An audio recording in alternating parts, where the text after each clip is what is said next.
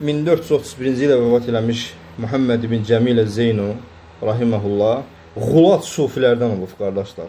Sufilərin ən pisindən olub.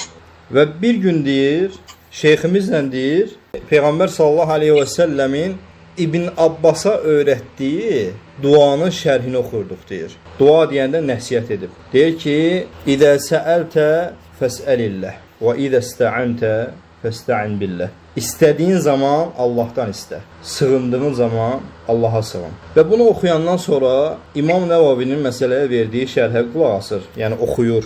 Və orada hədisin şərhinə baxanda görür ki, insanın Allahdan qeyrisindən istəməsi caiz olmadığını oxuyur. Və sonra şeyxinə deyir ki, subhanallah. Deyir, şeyx deyir, bizim deyir, bəs İmam Nəvavi bu cür deyir.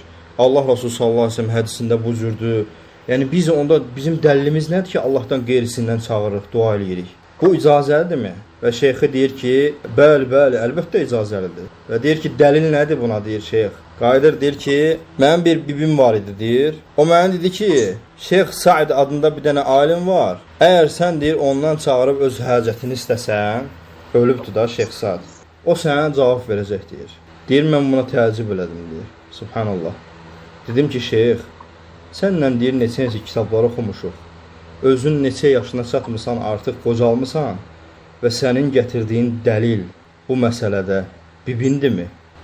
Subhanallah. Qayıdır bizə nə deyir, qardaşlar? Subhanallah deyir, səndə vahabilik var.